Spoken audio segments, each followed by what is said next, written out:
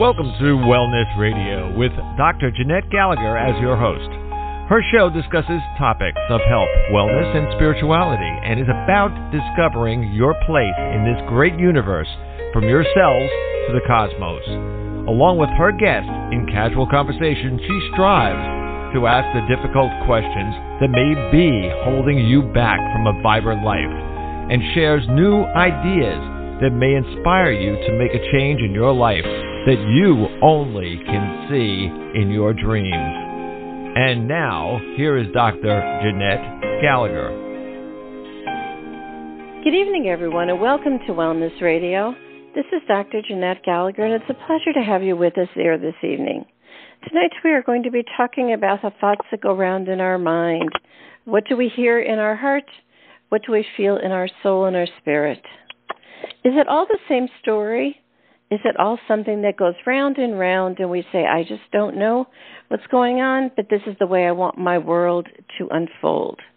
And then you hit a wall, you have fear, you have challenges, sometimes a few triumphs, and then you're always looking for that little golden ticket that will make your life easier. What if it all was meant to be a divine plan?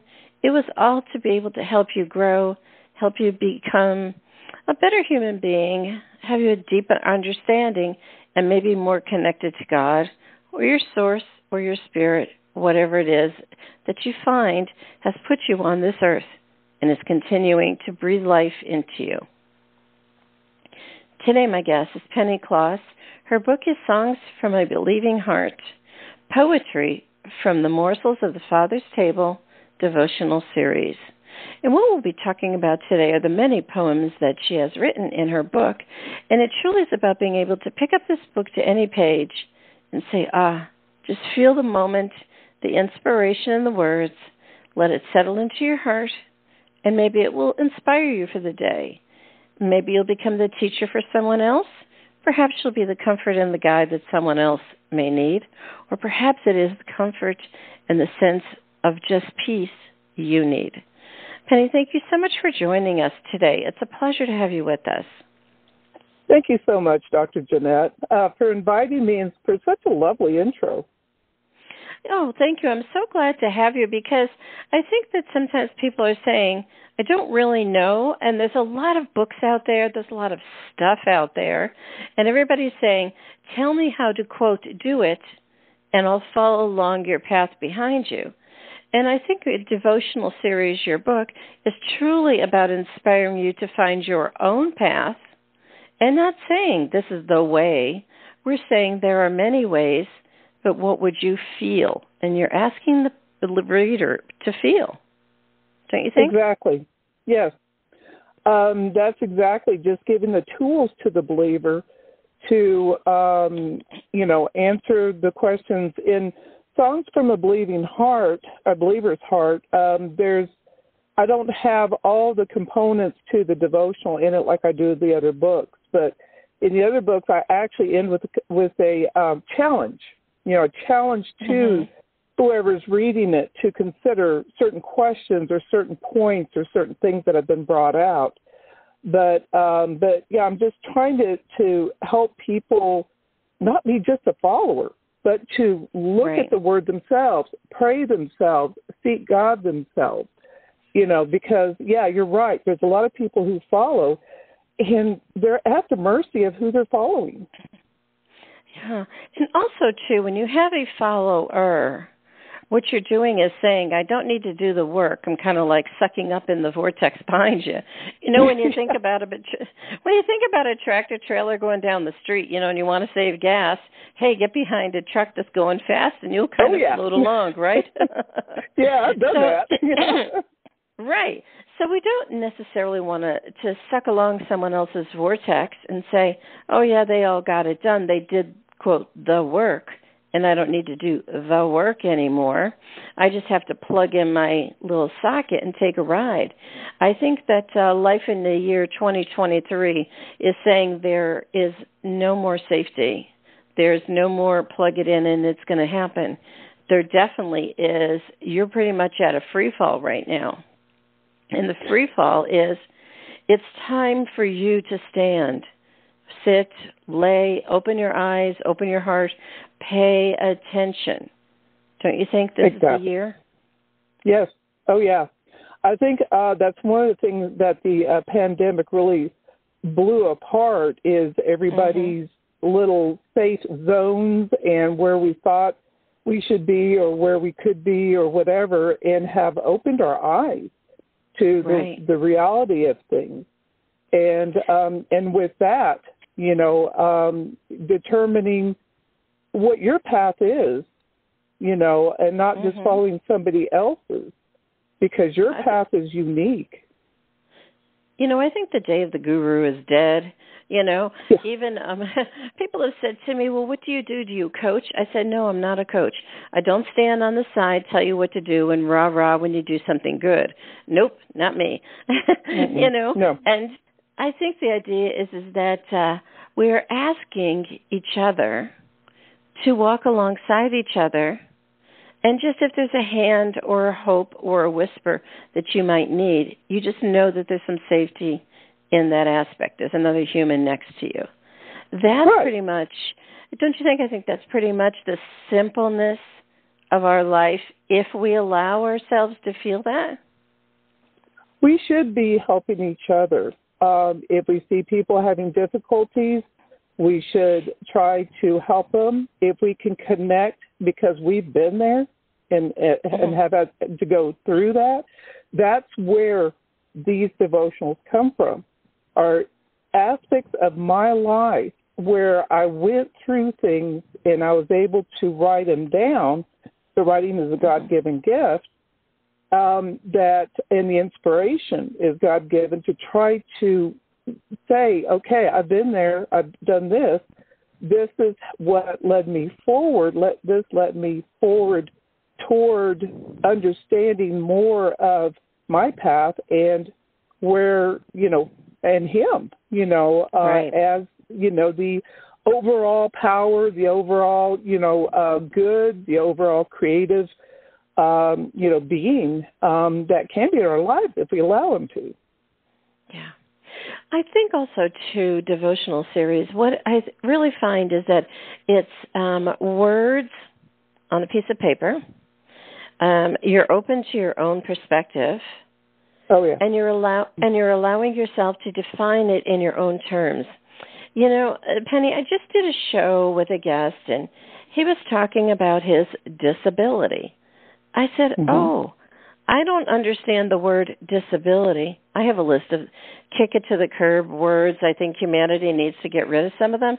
One is suffering, one is disability, you know, things like that. I says, it's not a disability. It's what I'm asking you, what are your unique abilities?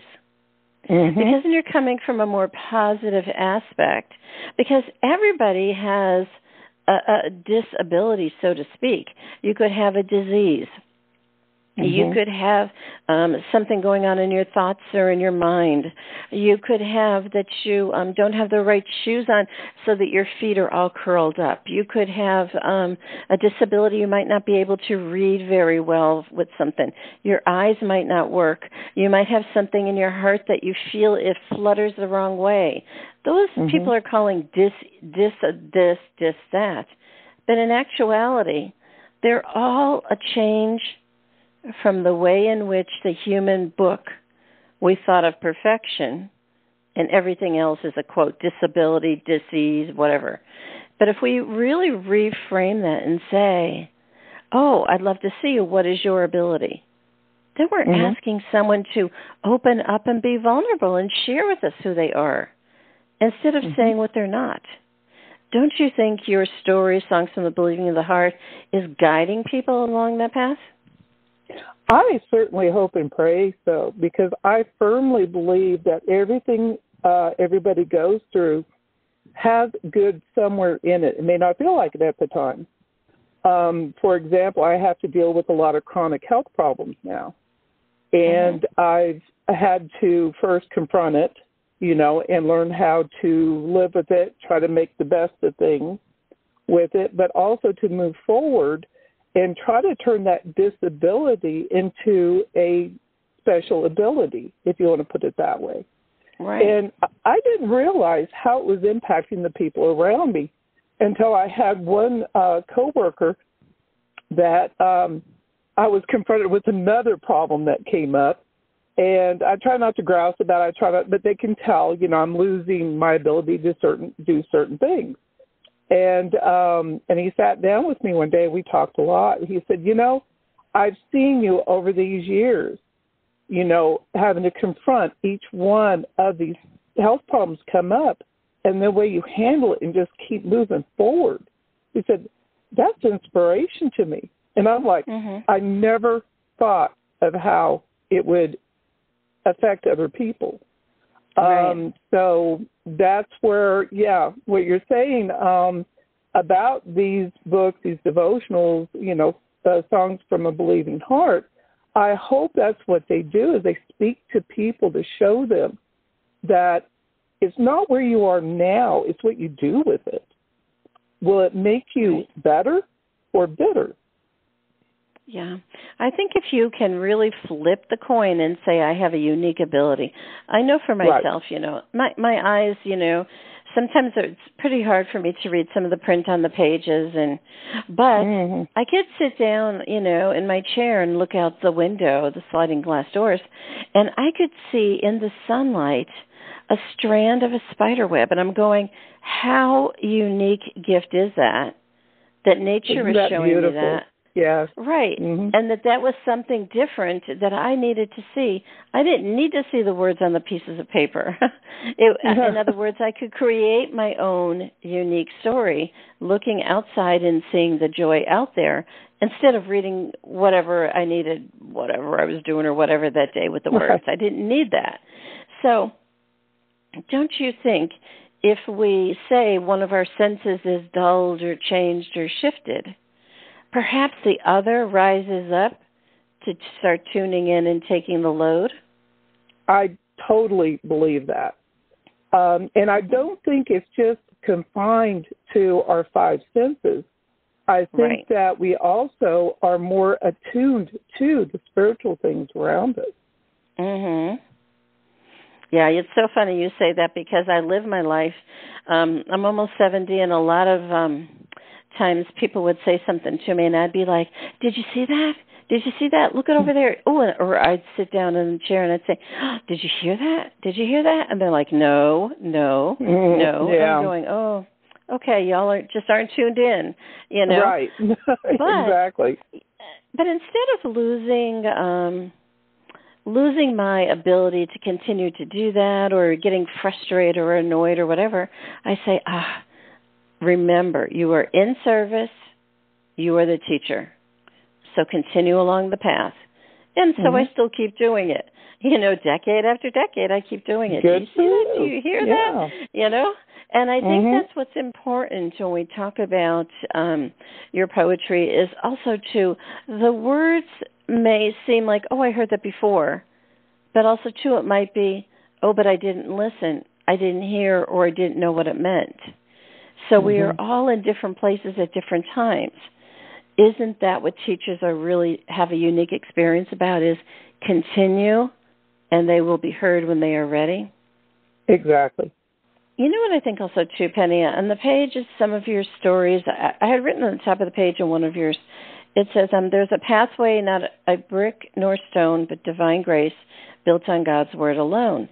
And I wrote on the top, peace, silence, meditation, and listening. I think those are very key aspects. If we're able to start attuning ourselves to that, might we start hearing and being guided from a different place?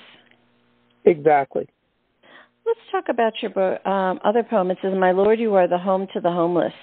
Oh, my goodness. Are we not being plagued by this in society right now with the homeless? And, I had a guest on the show. I think it's probably about maybe 10 years ago or so. And he was talking about the homeless, and he said, I came across this gathering of people living in the woods in a certain state, and they had built themselves tree houses, and they were homeless. I said, they're not homeless. They built a home in which, they built a home in which they chose to live in. I think sometimes we use the word so haphazardly because we believe homeless is our perception of what a house is, what it should look like, how it should be paid for. And exactly. Do you wonder perhaps how have we gotten in this place where all of our judgments are always being cast on others? Yeah, it's. I think it's what society presses upon us. They try to put us in little cookie cutter molds, and that drives society for a time, and then people start breaking that mold, and they start showing people different ways of considering things. Like what you're talking about with disabilities being special abilities. Our perception of things that, hey, break that mold. Look at it in different ways, because the person that you're looking at and judging are not looking at it in the same perspective you are. And what it all comes down to is try to see it in godly perspective, because he is over all. Right. Let's talk about the word of homelessness. Are we talking about a human story, or if we are all spiritual beings, are we not already home with each other? That's a good question, because like anything else, there are always nuances to any word. And the homeless, like home to homeless, that could mean physical home. That could mean like a body in your home amongst other, let's say, people, believers or other people who support you, families, that sort of thing. It could also mean home to the homeless being such as, going to God's home, in heaven.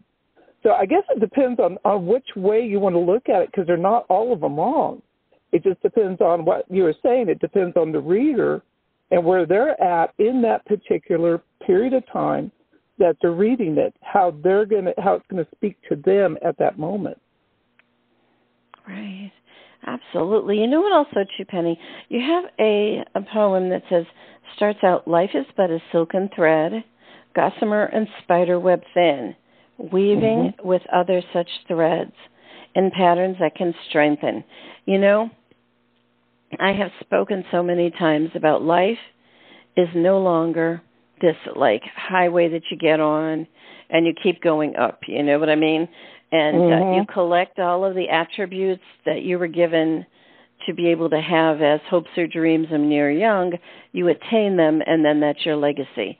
I truly believe that life is a web.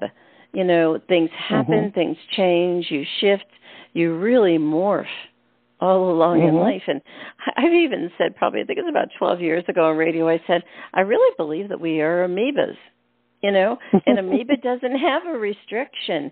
It doesn't have feeders that go out that test the waters and then, it's okay, come along this way kind of idea.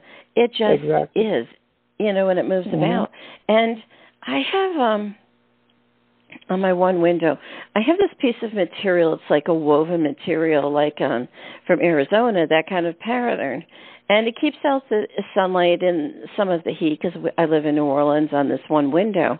And over a period of time, the bottom threads started coming undone.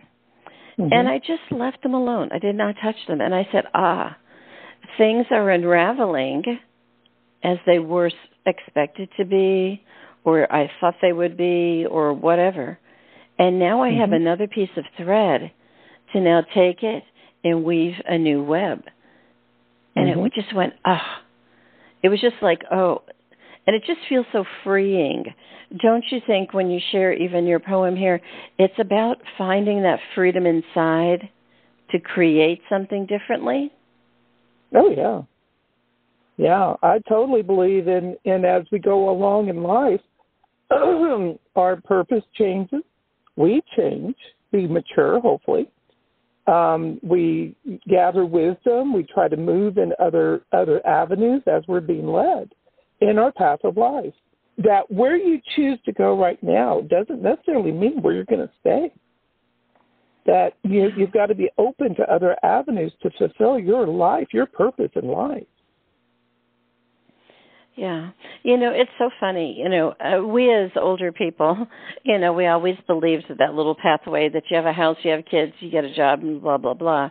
And if you look at the younger generation right now, they're like, well, I don't know. I sleep on everybody's bed different days. I don't know how many income tax sheets did you get this year? And some will say 20. You know what I mean? And right. They have such a different concept of existing in the world, yet they're there also to be our teacher, to allow us to be a little freer and not have to drag up the old past to become our future, perhaps? I have learned a lot from my own kids. I've learned to be freer. I bet, they have taught me a lot. I taught them, they taught me. It's been quite an experience. Yeah. My daughter had given me this book. It was about writing down about Grandma's life, and all the things you went through and everything. And I said, I'm not going to fill that out. And she said, why not? I said, because my stories were not that great to put down on paper. She said, well, don't they need to know those stories? And I said, no. I would like them to know the me today.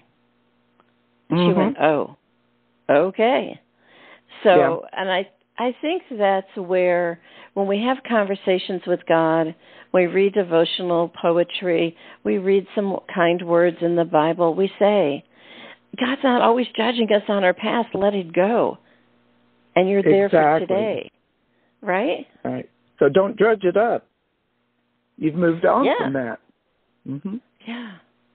I think we also, as I work with clients at end of life, they're like, well, I'm not going to die because God's going to judge me, and man, I don't want to hear his wrath. I had a couple of patients like that where they were very, in their words, very bad humans.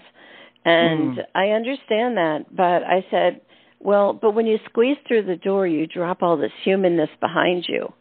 Do you think you can be okay with that? And then they were okay. So I think the idea is, can we understand the humanness is just a story? Might we be a little bit more at ease with finding God and having conversations with him? If everybody can get to that point and talk to God, then I don't think they'll wind up in that position, of worrying about confronting God. I guess it's just getting to that level of acceptance that, God exists. He does care about us. And he has given us ways of being able to come to him and to communicate to him so that, those concerns are not even there when you come to that point of meeting him. Let's talk, Penny, about your other poem. It says, worry suffocates the mind and spirit, robs the body of strength, and it causes static along spiritual lines. I always liken it to the idea is that we're all a frequency, If you think about your old cars, do you remember when we used to have AM radio and if we wanted to listen to the FM stations that were just coming up, you had to flip a switch over on the car to be able to hear it? Yeah. Oh, yeah. So, yeah, and there's no way at all in this entire world or existence that AM is FM. It's two different frequencies. Exactly. So if we understand that, and we say we can choose to live in either one, and also, too, the point in between, the bridge, is when you have pain, when you have suffering, because you haven't made a choice to either exist or accept, you see, and or to create or to move on. But when you get in that static place, that's when your physical body hurts. That's when the questions come up in your mind. That's when you feel like you're dizzy and you're bumping into walls and everything. I think everyone goes through all of these phases. But if we could recognize it as a phase, might we be able to say, okay, well, I'm done with that phase, and now I can make a choice? Do you think perhaps that might work? Yes, I know it will work. I was plagued with fear. I've been a small animal veterinarian for over 30 years. And for many, many years, I'd be plagued with fears of, well, second guessing, diagnosis, treatments, that sort of thing.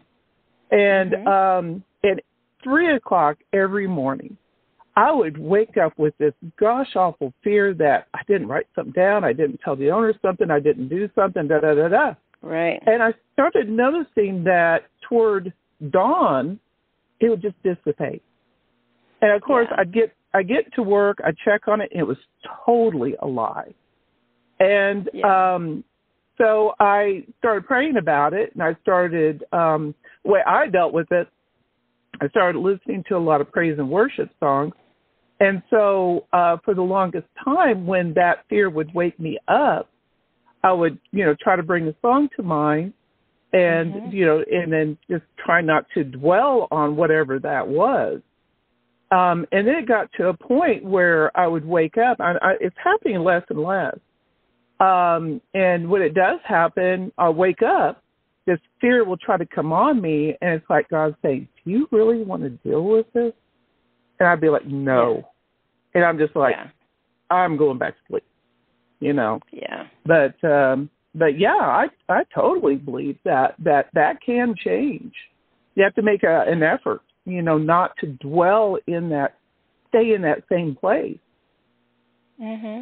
And also, too, I think sometimes, Penny, I know for myself, I had very similar things, a certain time that I was in practice, and it was like, okay, what is it? What's going on here? And I heard loud and clear, you're in the wrong space.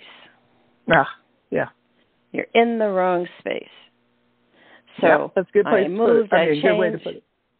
Right, I moved, I changed, I shifted, and it was that, granted, so what if I had the degree with this? So what if I had all this multiple degrees in educations? It didn't matter. I was to take that information and use it and do something different with it. Mm-hmm. I wasn't to follow what it had designed for me to do, Mm-hmm. Oh, yeah. So just as much as, when you say working with diagnosis and treatment, mine was, I don't diagnose, I don't treat. And those two words, once they came out of the vocabulary, it was now, what do you need? And when you ask what you need of someone, it's not diagnosis and treat all the time. It's I need you to touch, I need to feel somebody around me. I need you to listen to my heart. I need you to just sit in silence and tell me I'm okay.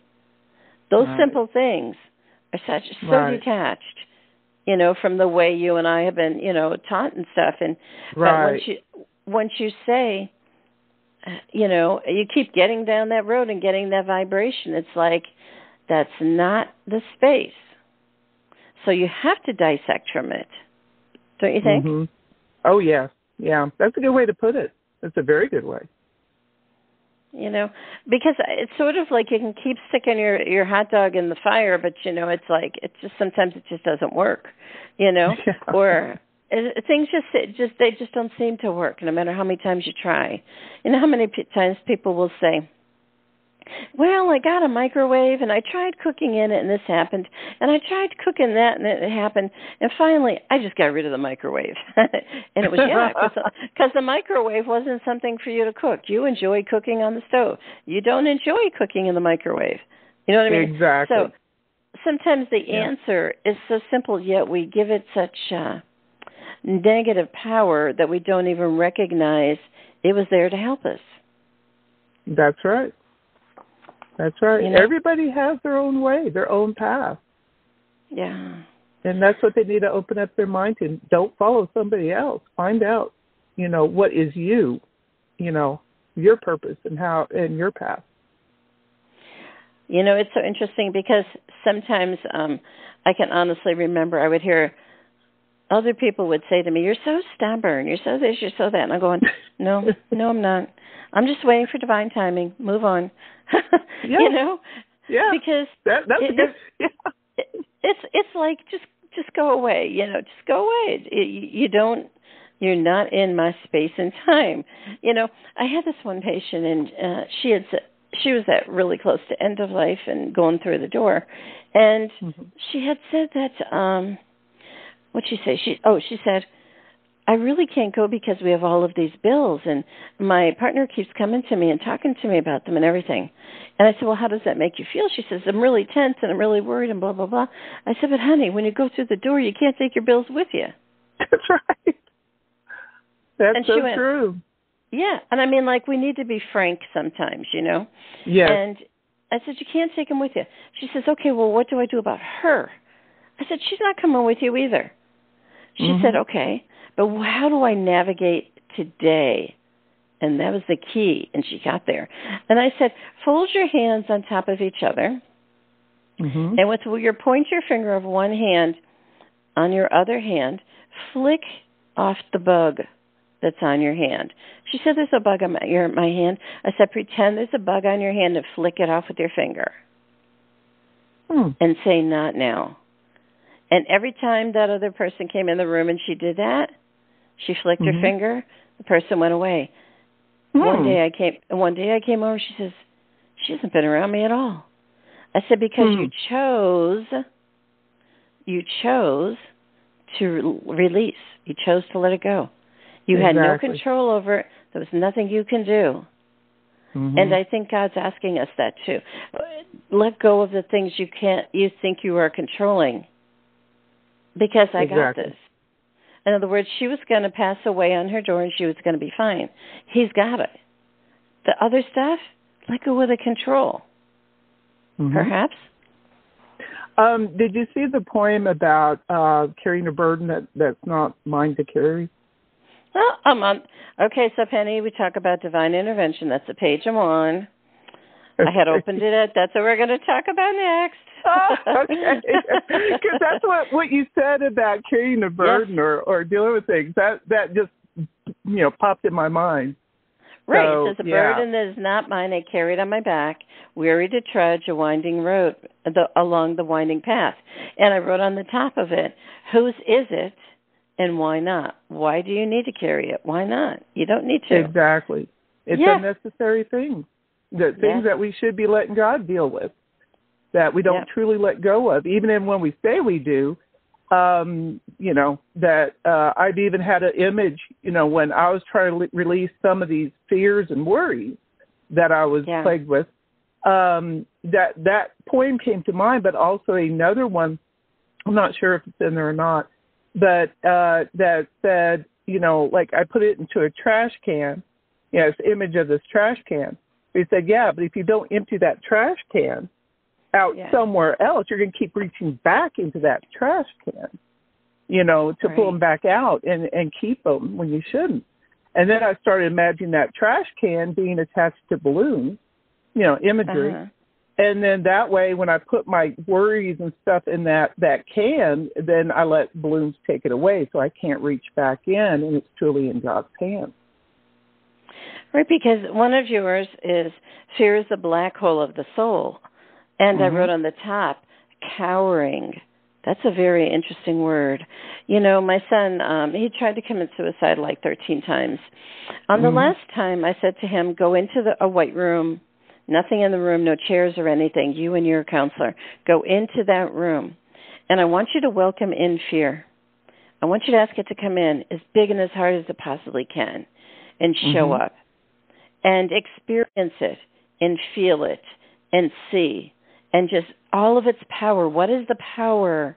What is your fear? What is it? Ask it all to come in. And when you do that, and then you're done at the end of the day, you walk out and you say, fear is an illusion. It has no power over me. I still walked out. Right. And when you get to that point, it's sort of, whoa, that's the difference. Because fear can have you in that white room cowering in the corner, but it's all an illusion. There isn't anything in there but you. Right. That's so true. Yeah. That's what I had to come to when I was dealing with fear, was that it's an illusion. It can't touch you. It can't hurt you unless you let it. Yeah. But also, too, it's something like if you say put fear out there on the table, you're like, I can't touch it. Well, of course you can't touch it. It's in your thoughts. It's in your mind. But where is your mind? Where's your mind? Where is it located? You know? Right. It's exactly. So now there are. Sorry. I think if we allow ourselves to go down that rabbit hole, we might come to that place of finding something different, maybe? Yeah, I mean, if we confront fear, if we go through it, you know, and realize it is illusion, and then we can find peace and a joy at the other end. You know, just realizing what it actually is and how it can't touch us. Now, I mean, there are fears that are justified. You're in a fearful situation, and fear can be used. We're talking about fear that is not justified at all. You know, it's just what our mind makes up, you know, to plague us. You have another poem in your book. It says, the pathway behind us, we see every twist and turn. We know where we've been and what we've learned. And I wrote on the top that the unknown is ahead, but when you look behind, you always justify and validate where you are in the present. So the answer is, can we live in the present, release the past, and embrace an unknown? Boy, you know, I mean, for a lot of people, the unknown, there's just no way. You know, I mean, I had 4 kids. I had to think about every single move that was going to possibly show up and defer and take them along a different way, you know, or you and I, you know, in our professions. We had to think about prevention. We had to think about what could happen, what might possibly happen, and how you can prevent it, or how you can steer it another way or change it to go down a different path. And I think to say, oh, I'd like to live in the unknown, that's like saying, oh, dear, and here's the key. Who's in control then? That's where having, you know, going into the unknown, you have to trust that whoever takes you into that unknown, you can trust completely. And that's where believing in a greater power, believing in God, is the key. Well, I think also, too, the idea is that we are given the breath of life, right? Someone, something, somewhere gave us the breath of life. So if we say, I'm in the unknown, and it's just like you're standing there with your eyes bugging out and your mouth hanging open and your hands in the air and you're going, that kind of thing, the answer is breathe, because there's nothing else you have to do. That's it. And once you breathe, that which you should be guided along will be given. Isn't that the most profound way of trusting the world around you? I like to think of it as the most profound way of trusting God, who's around the world. Who encompasses creation. Yeah. And I think really, truly, a lot of your poems are about being able to say, how can we get to that point? How can we see where we are with the words, you know, that we're understanding today? You know, because sometimes I think people will say, but this is my story. And I'll say, okay, let's rephrase it. Let's reframe it. Let's turn it on its head. And let's see if there's something more to where you're asking. And just as you share about value, I think people will say, but this is who I am. This is my value. This is my worth, my degrees, my house, my kids. They're my, right? And then we say, what is the value? When you start to say those things can go away, what is value or worth about? Exactly. Then what do you do? That can be very, very disconcerting for someone who is trusting in things that they already have, and then they're taken away. And that's where they are left floundering and looking for something, you know, and that's where I think that's what the pandemic really did to a lot of people. It pulled the ground out of, you know, a lot of people's lives, and they're floundering around trying to find, okay, And what they have to find is where are they in themselves and in the path that they're taking, and they need to open their eyes that, hey, there's more things I could be doing. Yeah. I mean, if you look at it, probably the number one thing that was sold during the pandemic was a vacuum cleaner. Do you know how many people didn't even know how to clean their own house? Do you know what I mean? Yeah, because they had somebody else do it. Correct. Correct. Yeah. Or it was like, or they moved around a lot and didn't bother to do it, and they had to stay stagnant. Or all of these other stories, or even about food. All of a sudden, hey, it's a recipe. Are you kidding me? It's like, bread. How do you make bread? So people came along the idea of understanding what was in their food, what was food all about. Exactly. And then now they came out of it, and they're like, we don't want fast food anymore. Right. You know, right? Yeah. Yes, it has changed our society. I think so, too. Let's talk about, in closing, you have one that says, you can shout and praise in happy days, but when shadow falls upon the land, because the people walk in sinful ways, by whose hand will you stand? Now, we all know we have good days. We all know we see miracles. We all know, oh, awesome, God got me through that one. I'm good to go. Okay, let me go. Let me fly free. And then another one goes ba-boom. You hit another one. You hit another one. You know, I think the idea is that have we failed when we continue to hit more after, quote, a miracle or so?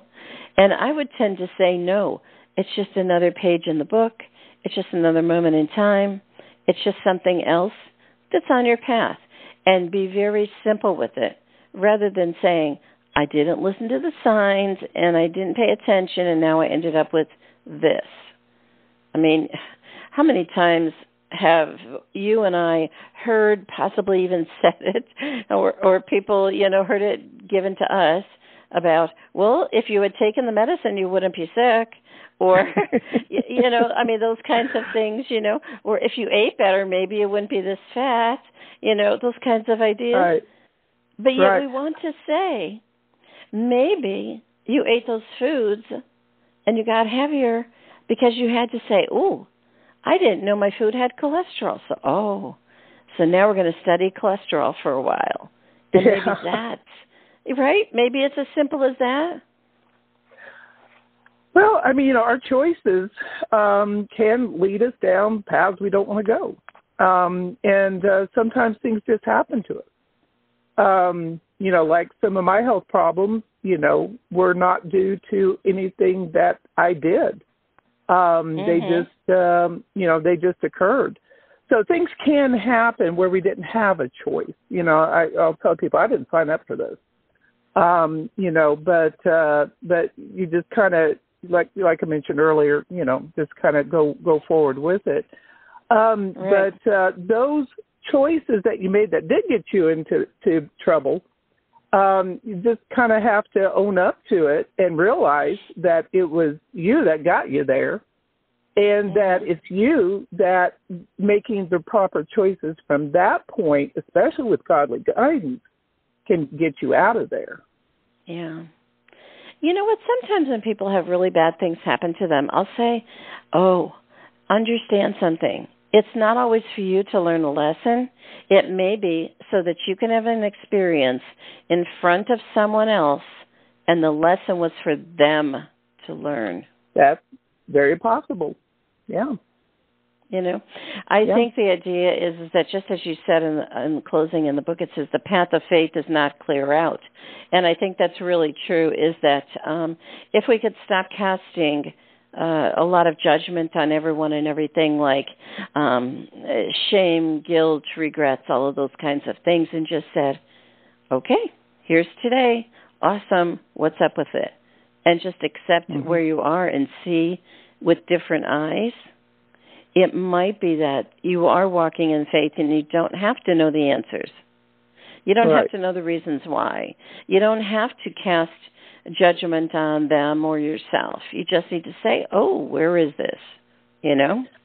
Because I can distinctly remember I had to go to the ER one time, and they had asked me some questions and stuff like that and everything. And then I don't know, she asked me something, and I says, no, I don't want to take that drug. And she said, why? And I says, because I don't think that's what's occurring with me. And the doctor went away, and I noticed what they were doing. They went out on the computer, and they had Googled my name to see who I was.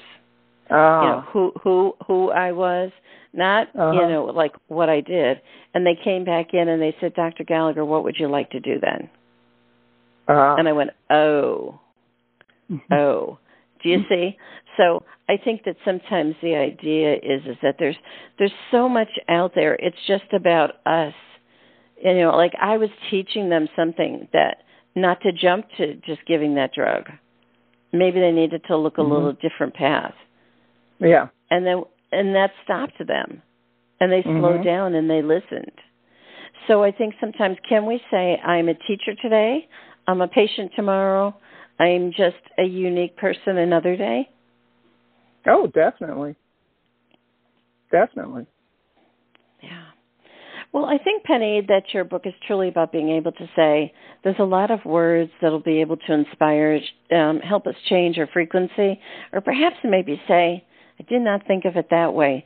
Just as you and I shared today, the ways in which we see things, and you and I have sometimes totally different pictures too, but that's exactly what we needed, was to be able to help open up the windows, perhaps? You bet. Yeah. Penny, can you share with the listeners how to find out more information about your work? That would be wonderful. You can find any of the Morsels from the Father's Table series and the Songs from a Believer's Heart, Believing Heart, on Amazon. They're just on Amazon. And I've got I do have a Christian blog on Facebook, Pete Claus. I upload weekly. And I have another Facebook page, Books by Pete Claus, where I talk more about my author experience and everything. I'm on other social media and everything, and I have a website, authorpeteclaus.com. It has all my books, plus the Morsels from the Father's Table series, maybe a little bit more detail than what's on Amazon, but those are some places that you can find some of those works. Very good. Well, it was such a pleasure to have you with us here today to share all your words of inspiration. So we truly thank you for being our guest today. Thank you. Thank you for having me, and I just really enjoyed our conversation. Oh, very good. I'm so grateful. Thank you. If you'd like more information about Penny Claus, again, the book is Songs from the Believing Heart, Poetry from the Morsels of the Father's Table, devotional series. Please do click on the link on the bottom of today's show page to go directly to her website for more information. And it is about being able to say, whatever's coming up for you, find some books, open them up to just one page, read what's there. It may be something to turn or to till your soil. It may be something to challenge you and make you angry. It may be something to comfort your soul and your heart. Whatever it is, take it for what it is, explore it, and enjoy the journey. Thank you so much for joining us today. This is Dr. Jeanette Gallagher, and until tomorrow, have a great day. Today we discussed many life-changing concepts. Who do you turn to, and how do you know what is best when faced with a health crisis? Dr. Jeanette is a patient advocate. She listens to the patient, the doctors, and the family, clarifies the health issues and concerns, then helps the patient make the best choices going forward. If you would like help implementing change into your life and health, we can talk and see where you are stuck and how to improve the quality of your life. Check the link on the bottom of today's show page or visit dr.jeanette-gallagher.com to schedule a phone appointment today.